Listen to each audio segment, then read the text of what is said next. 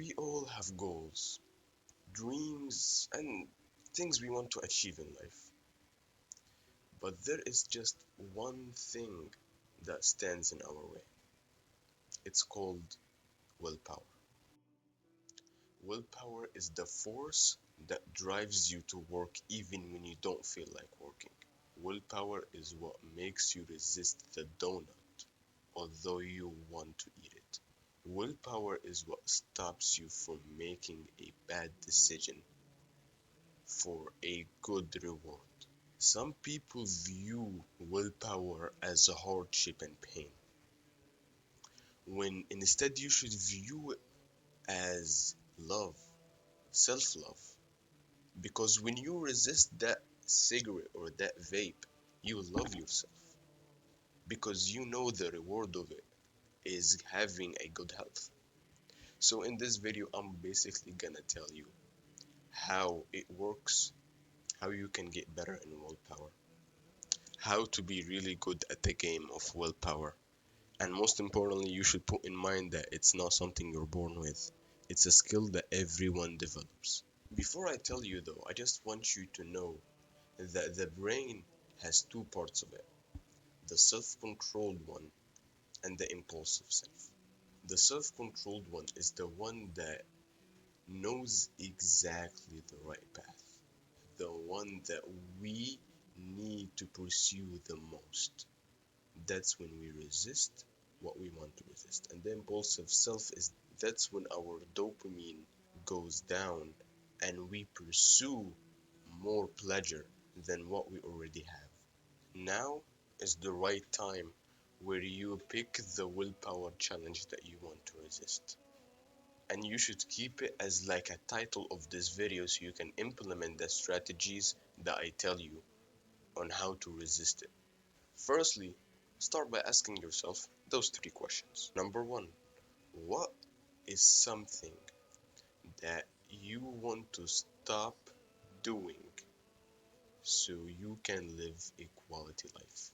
You can change it to what is something that I could do more of to live a quality life.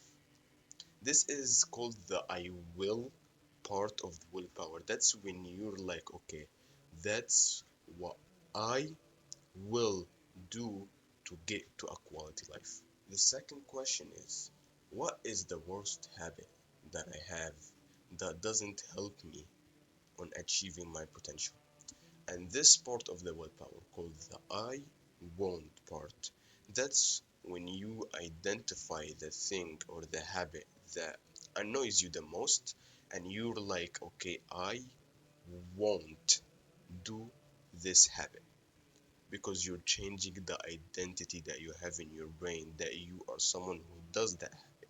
But when you say that you don't do this habit, that's when your brain starts to believe it and it starts to get difficult because once you do that habit, you will not feel like you're yourself. You'll feel as if you're doing something wrong, something confusing in the first place.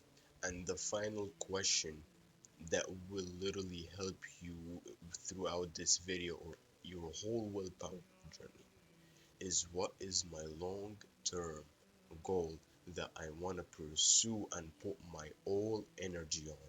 And as always, this is the I want part of the willpower. That's when you tell yourself that I want this kind of achievement. I want to be a millionaire. I want to be the best in my bloodline. And then it builds like a friendly ego inside your head because then when you do a habit or you do some action, you tell yourself, is the action I'm gonna do right now, does it relate to my goal or is it against it? If I did this habit or if I smoked this cigarette, for example, am I gonna be the best in my bloodline if that's your goal? Or am I just not in the right path? That's when you wake up. So now you've answered those three questions. Now let's get to the best part. The first way to increase your willpower is through self awareness. You must have self awareness upon yourself because now you predict what you will do before doing it. Because now, let's say, for example, let's say that if I went out in the cold, I'll have a desire to smoke, for example. This is self awareness. I know that if I'm going out, I know I will smoke. So it's better off to use the willpower there. That you're now more conscious of yourself and more conscious in that situation, more present. So that's why when you go down, okay, I'm not gonna smoke. I'm gonna resist it. I won't. I want to resist it. I will resist it. And unfortunately, the brain likes to be in like AFK mode. It just doesn't consume any power. So it's like an autopilot. So once you're not conscious of your action anyway, that's when your own brain just does it by itself without any signs or warnings that it's gonna give to your body. It just happens by itself. When you're doing something you're used to, your impulsive brain guides you. But when you have self awareness involved, now you know exactly what's gonna make you fall. So, what willpower does is that it gets involved and replaces the impulsive with the self controlled. And this is exactly what we want. So, now I'm feeling that some people are asking themselves, how would I even know that the one who's controlling is the impulsive self or the self controlled one? When and how do I involve self awareness in the first place? Listen, once you start pursuing what you're trying to resist, I want you to record like a voice message or like a video on yourself saying exactly how you feel, because you are building self awareness through that. Because now you know exactly how you feel at this kind of situation, so your brain scans whatever is around you. Okay, when I'm in this room, when I'm all alone, or when it's at night and I couldn't sleep, that's when I pull out my phone or pull out a cigarette and start smoking. This is self-awareness. But the point is that your conscious brain just turns on and then start to scan everything around you, the whole situation, how you feel, the time, everything. And then the second part to increase your willpower is meditation. Now, the reason I had to put meditation here is because meditation is the one who guides, it is self control. So, now meditation is when you have nothing in mind but your goal. And as soon as a distraction comes in, that's when your self control gets involved and removes that distraction.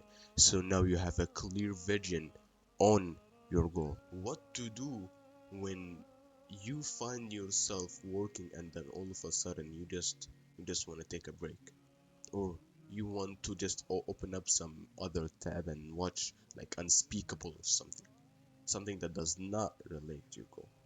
And honestly, one of my favorites also teaches the brain on how to handle like outer temptations, like sounds and roads, or even people talking in the background. It will also teach you on how to resist them. Besides, it relieves a lot of stress. So now you will ask yourself, how can I meditate? So this is what you do. You sit straight. So now the tutorial on meditation is one, sit down, or it could be in the floor or in a chair or wherever, in fact. Just be in a place where you are just comfortable in. Then rest your hand on your lap or in anywhere comfortable, like you can put in your lap or in your pocket, or just like gathered around, or just doing this, something like that. And then the second step is close your eyes and breathe and put your full attention onto the breath, the inhale and the exhale, how your body is moving up and down, exactly put every focus, every attention you have on that breath. When your brain eventually will start wandering, thinking of something else that does not relate to your breath, this is the exact time where you shift your focus from wherever you're wandering to your breath again.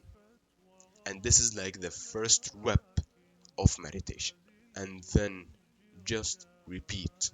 So, meditation isn't just about getting all the thoughts away from your head. No, it's knowing how to shift back when you get those thoughts. So don't worry if your focus isn't the best at first. You gotta always do the progressive overload. You start simple and then you start to increase your reps.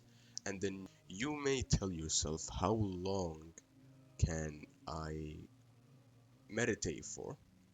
And I'm gonna tell you, start with just 3 minutes as soon as you wake up and 3 minutes before you go to bed. You're already ahead of people because some people just meditate once a day. So I'm just giving you what's better for you, of course. And then after 2, 3 weeks, don't go just 6 minutes in a day, go 15 minutes in a day. That's when it will be a little bit more challenging, and that's what we want.